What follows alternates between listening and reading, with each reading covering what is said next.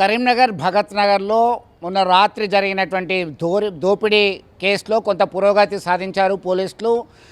అస్మత్ అలీకి సంబంధించినటువంటి వృద్ధ దంపతుల మీద ఆషాఢ మాసం సందర్భంగా మన కాసం ఫ్యాషన్స్ కిలో చీరలు కొనండి, అరకిలో చీరలు ఉచితంగా పొందండి. దాడి చేసినటువంటి 8 మంది దుండగులు ముసుగులు వేసుకొని దొంగతనానికి పాల్పడ్డారు.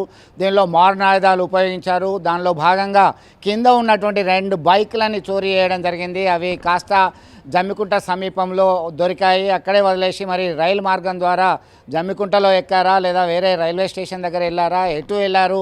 మరి ఉత్తరప్రదేశ్ మీరట్ ప్రాంతానికి సంబంధించిన వాళ్ళ ప్రధాన ఆరోపణలు అజ్మత్ అలీ కుటుంబ సభ్యులు వారి యొక్క పెద్ద అల్లుడైనటువంటి రవూఫ్ పైన చేస్తున్నారు. గతంలో ఆయన పైన ఆర్మ్స్ యాక్ట్ పైన కేసు నమోదైంది, ఇల్లీగల్ ఆర్మ్స్ యాక్ట్, అలాగే ఒక మర్డర్ కేసులో సైతం నిందితుడు అంటున్నారు. గతంలో సైతం ఆయన బావమరిది అయినటువంటి వృద్ధుని అజ్మత్ అలీ కుమారుని కారు తీసుకెళ్లారు అనేటువంటి కోణంలో సైతం గతంలో గొడవలు జరిగాయి.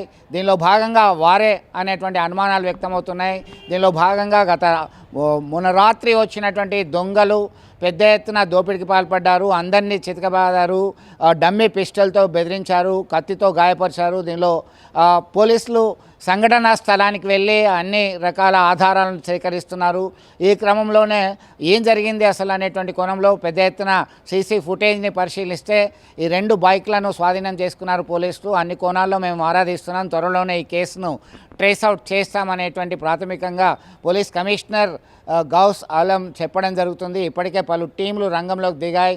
నిందితుల కొరకు గాలింపు చర్యలు చేపట్టామని చెప్తున్నటువంటి పరిస్థితి. మొత్తం మీద ఈ ఘటనతో కరీంనగర్ ఒక్కసారిగా ఉలిక్కిపడింది.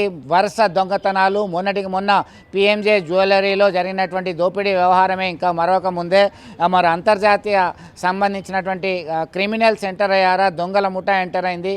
కాకీ సినిమాను తలపించే విధంగా పిఎంజే జ్యువెలరీ కేసులో ట్రేస్ అవుట్ చేసి ఒక కేస్ స్టడీగా ఉన్నది అని చెప్తున్నటువంటి తరుణంలోనే కొత్త డిఎస్పీలకి ఇతరత్ర పోలీస్ అధికారులకి ఒక కేస్ స్టడీగా చెప్పొచ్చు అనేటువంటి కోణంలో వస్తున్నటువంటి వార్తల నేపథ్యం ఒకవైపు జరుగుతుండగా మరొక వైపు వెంటనే ఈ భారీ దోపిడీ జరగడంతో ఉలిక్కిపడింది కరీంనగర్. ఇక్కడ అక్కడ అనే తేడా లేకుండా తరచూ దొంగతనాలు జరుగుతున్నాయి. ఇటు గుళ్ళు గోపురాల్లో దొంగలు పడుతున్నారు. వృద్ధులు నడుచుకుంటూ వెళ్తే వారి దగ్గర నుంచి బంగారు ఆభరణాలని ఎత్తుకెళ్తున్నటువంటి పరిస్థితి. ఇట్లా ఉమ్మడి కరీంనగర్ జిల్లా వ్యాప్తంగా భయాందోళనకు గురవుతున్నటువంటి పరిస్థితి మనం గమనించవచ్చు. ముఖ్యంగా రైల్వే స్టేషన్తో కనెక్టివిటీ ఉన్నటువంటి వాళ్ళు మాత్రము చాలా అలర్ట్గా ఉండాలని చెప్పేసి ఇంటెలిజెన్స్ వర్గాలు చెప్తున్నటువంటి పరిస్థితిని గమనించవచ్చు. మొత్తం మీద ఒక ప్రాథమికంగా అప్డేట్ అయితే వస్తుంది. ఆ బైక్స్ ఎవరైతే దొంగలు ఎత్తుకెళ్లారో వాళ్ళకి సంబంధించినటువంటి బైక్స్ మాత్రం లభ్యమయ్యాయి. పూర్తిగా మేము త్వరలోనే ట్రేస్ అవుట్ చేస్తామనేటువంటి ధీమాని పోలీసులు చెప్తున్నటువంటి పరిస్థితి. వీడియో జర్నలిస్ట్ సుమంత్తో కలిసి చంద్రశేఖర్, RTV, కరీంనగర్ నుండి.